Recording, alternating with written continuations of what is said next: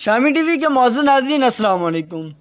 پاکستان تحریک انصاف کے long march کا آغاز ہو چکا ہے، جو پارٹیوں کی جانب سے اعلان کیے گئے شیڈول کے مطابق 4 نومبر کو وفاقی دارالحکومت اسلام آباد پہنچے گا۔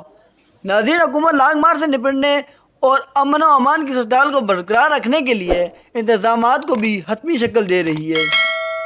لانگ مارچوں کی حالیہ تاریخ پر نظر دوڑائی جائے تو کوئی لانگ مارچ نتیجہ خیز ثابت نہیں ہوا۔ پاکستان تحریک انصاف کے 2014 عیسوی کا دھرنا یا ماضی کے قریب میں مولانا فضل الرحمان اور بلاول بھٹو زرداری کے لانگ مارچ کسی مارچ سے نہ تو حکومت کو ہٹایا جا سکا اور نہ مطالبات تسلیم ہوئے۔ ہاں، یہ ضرور ہوا کہ لانگ مارچوں کی وجہ سے حکومت وقت مذاکرات کی ٹیبل پر آنے اور لچک ظاہر کرنے پر مجبور ہو گئی۔ ملک کی حالیہ سیاسی صورتحال اور چند پریس کانفرنس کے تناظر میں پاکستان تحریک انصاف کے لانگ مارچوں کے متعلق کئی سوال اٹھائے جا رہے ہیں۔ سوال اٹھ رہا ہے کہ متعدد حلقوں کی سپورٹ کے بغیر لانگ مارچ کامیاب ہوگی یا نہیں۔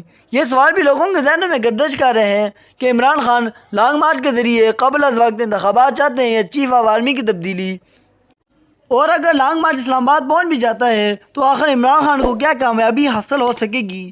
خصوصاً یہ سوال کیا کہ حالیہ سیلاب کی صورتحال میں قبل از وقت انتخابات ممکن ہیں یا نہیں۔ سوال کے ساتھ ساتھ اسی حوالے سے مختلف آراء بھی سامنے آ رہی ہیں۔ عمران خان نے اپنے ایک انٹرویو میں موجودہ حکومت پر تنقید کرتے ہوئے کہا تھا کہ یہ حکومت نئے آرمی چیف کا تقرر نہ کرے بلکہ معاملے کو مؤخر کر دے، لیکن بعد میں انہوں نے کہا کہ انہیں کوئی فرق نہیں پڑتا کہ آرمی چیف کون ہوگا۔ عمران خان نے 5 اکتوبر 2022 عیسوی کو لاہور میں صحافیوں سے گفتگو کرتے ہوئے کہا تھا کہ آرمی چیف کوئی بھی آ جائے مجھے فرق نہیں پڑتا، لیکن آرمی چیف کا تقرر میرٹ پر ہونا چاہیے اور یہ موجودہ حکومت مرضی کا آرمی چیف لانا چاہتے ہیں۔ جمعرات کی شب بھی ایک نجی نیوز چینل کو دیے گئے انٹرویو میں چیئرمین تحریک انصاف کا کہنا تھا کہ اپنی مرضی کا آرمی چیف ان لوگوں کو چاہیے جنہیں اپنی مرضی کا جج، نیب سربراہ، انسپیکٹر جنرل اور FIA کا سربراہ لگا ہوتا ہے تاکہ ان کی کرپشن چھپائی جا سکے۔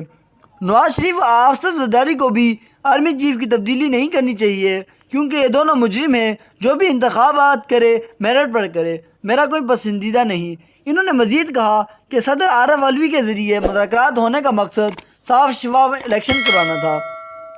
انٹرویو کے دوران جب انہوں نے 2024 میں اسٹیبلشمنٹ کی مدد سے اقتدار میں آنے سے متعلق سوال کیا گیا تو عمران خان نے کہا انہیں نہ اس وقت اسٹیبلشمنٹ کی ضرورت تھی اور نہ آج ہے۔ PTI کے چیئرمین کے بیانات کے برعکس سابق وزیراعظم اور مسلم لیگ نون کے قائد میاں نواز شریف نے ٹویٹر پر اپنے بیان میں کہا کہ عمران خان کا لانگ مارچ کسی انقلاب کے لیے نہیں بلکہ اپنی مرضی کا آرمی چیف لگانے کے لیے ہے۔ انہوں نے مزید کہا کہ اس کا انقلاب 4 سالہ حکمرانی میں عوام دیکھ چکی ہے۔ دوسروں کو چور کہنے والا عمران خان خود فارن فنڈنگ، توشہ خانہ اور 50 ارب کی ڈکیتی کے ناقابلہ تردید ثبوتوں کے ساتھ تحریک کا سب سے بڑا چور ثابت ہوا۔ ناظرین، یہ نہایت ہی نازیبا الفاظ تھے جو میاں محمد نواز شریف نے استعمال کیے ہیں۔ ناظرین، PTI کے لانگ مارچ کے آغاز سے قبل 26 اکتوبر کی شب ایک دھماکہ دار خیز پریس کانفرنس میں PTI کے رہنما فیصل واوڈا نے کہا تھا کہ لانگ مارچ میں انہیں جنازے ہی جنازے نظر آ رہے ہیں۔ ساتھ ہی انہوں نے صحافی ارشد شریف کے مبینہ قتل کے متعلق بھی متعدد انکشاف کیے تھے، جس کے بعد پاکستان تحریک انصاف انہیں شوکات کا نوٹس جاری کرتے ہوئے ان کی پارٹی کی رکنیت معطل کر دی۔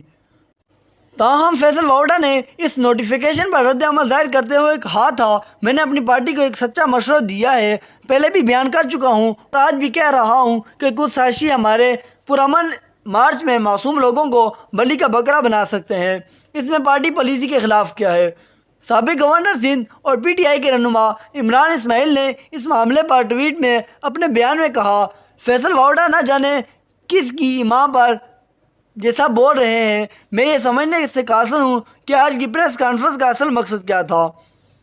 ہمارا لانگ مارچ پرامن ہے، لاشوں کی سیاست عمران خان کا شیوا نہیں۔ ارشد شریف پر سیاست نہ کی جائے، لانگ مارچ پرامن ہوگا، اسے خراب کرنے کی سازش ناکام ہوگی۔ اسی طرح کی معلوماتی ویڈیو دیکھنے کے لیے شامی ٹی وی کو لائک، سبسکرائب اور شیئر کرنا نہ بھولیے گا۔